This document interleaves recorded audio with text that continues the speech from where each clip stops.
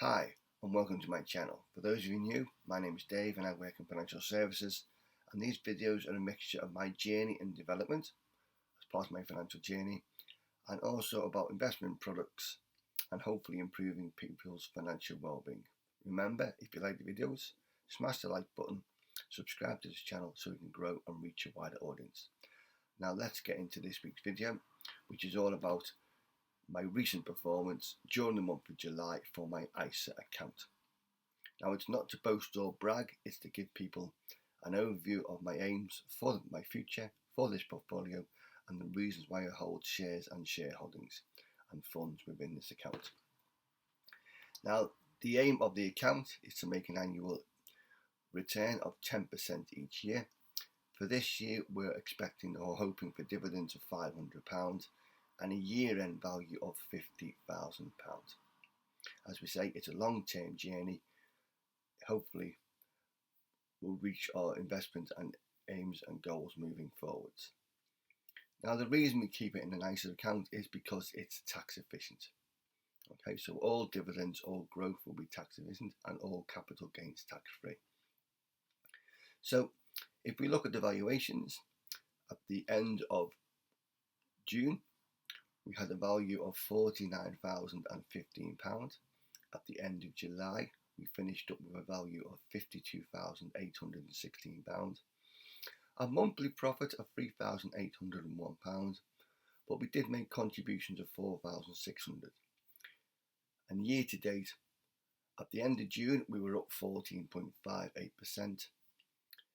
Slight dip in performance during July. We're now at 13.59% for the year to date, but much better than expectations of 10% moving forwards. Now, if we look at the dividends received during this month, we received £5.83 from AJ Bell, the investment provider, and we received £44.25 from Sainsbury's, the retailer, which we reinvested, and we got 15 new shares.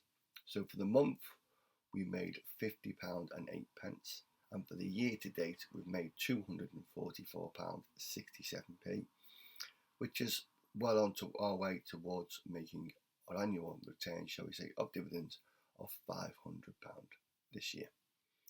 Now, during the month, I'll provide the charges fees of £10.19. And if we look into our portfolios, just a quick digress of where our shareholdings are. So if we look at the following graph, we made £13,267 for this year, for the tax year to date, from April to the end of July. And the sectors performed the top five: financials 38% due to Bob Bank Holdings, technology 14%, consumer cyclical 11%, consumer defensive 8%, and healthcare 8%. And if we look at our fund holdings, we've got 35% in individual shares, 32% is in the FTSE, and 3% is in the FTSE 250. Our shareholdings make up, we've got 9 shareholdings, we've got 6 in profit, 3 in loss, and our total portfolio, predominantly UK based, 60% is in the UK, 23% is in America, and 17% is in Asia. If we look at the following graph, a quick overview of the 9 shares we hold. Now, all the shares are what we consider self-selected, so chosen for fundamental reasons, and I all consider them to be long-term holds.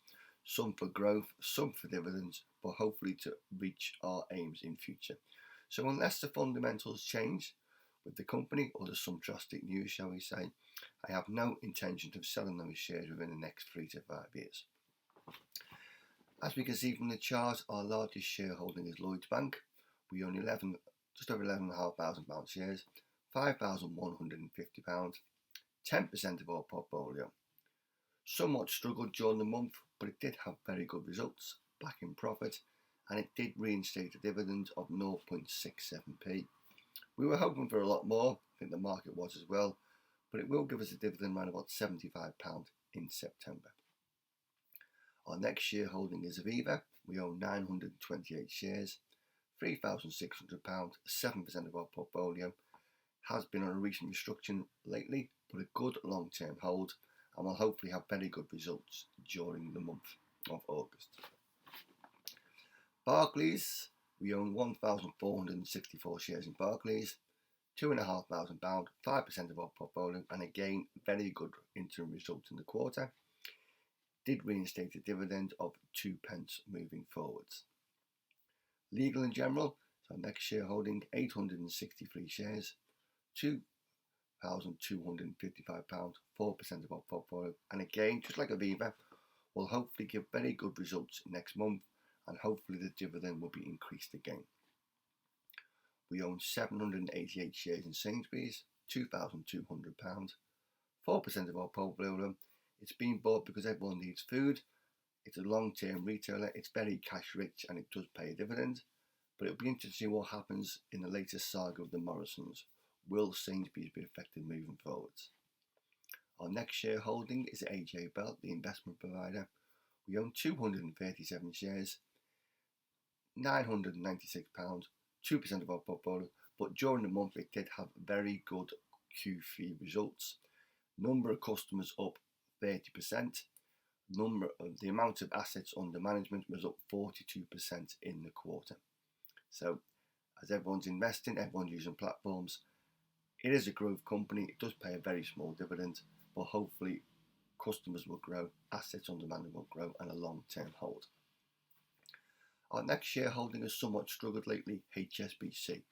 We own 231 shares, £918, 2% of our portfolio, and again, like the banking, will hopefully give a dividend reinstated during next month of August, and hopefully quarterly dividends, but more of a bank on a global basis, not solely reliant on the UK. Our next shareholding is Card Factory. We own 1,126, £671, 1% of our portfolio, but it has struggled because of the high street. Hopefully now the pandemic's, shall we say, abated, the shops are back open. It will be a cash-rich company again. It has sorted its finance issues out, and hopefully it will reinstate its dividends and ultimately its special dividend. And then our smallest shareholding is NatWest. We own 252 shares, £510, 1% of our portfolio, but it did give very good results. It has declared an interim dividend of 3p, and the government has announced they're going to reduce their stake from 55% to 40% moving forwards. So hopefully the shackles will be removed. It can then make its own investment decisions. So quite a mixture of shares, predominantly finance based, but all good long-term shares. Now during the month, we invested just over £4,500, and we did make the following purchases. We bought 248 shares in Aviva for £1,000. We bought 292 shares in Barclays for £1,000. We bought 378 shares in Legal and General, again for £1,000. We bought 1,287 shares in Lloyds for £600, and we bought 175 shares in Sainsbury's for £500. The idea was some very good companies moving forward to create some increased dividends. The aim of the portfolio, shall we say, is to keep a concentrate of good quality shares. I would rather buy much more money in the shares I've got than research and then have more shares and our portfolio becomes too diversified or too difficult to control and manage. Moving on to our funds. Okay, just a quick overview of our funds as for the following graph. Our funds, we own £33,892 within the portfolio, 64% of which out of the 14 funds, 13 in profit, and we have 1 in loss. China struggled during the month. First time in a while we've got a fund actually showing a loss. But again, long-term holdings hopefully will give us a bit of a diversification, and the funds will just be there just to grow, and we may top up on the odd basis. As we have done this month, we put £500 into a global equity fund to increase our existing shareholdings. So if we look at the portfolio, I'm not going to go for 14 shares, but just a quick overview and the reasons behind holding them. Our largest shareholding is a global equity, £4,466, 8.5% of our portfolio, but showing a very nice profit of 28%. It was bought to diversify the portfolio because we were originally so UK based.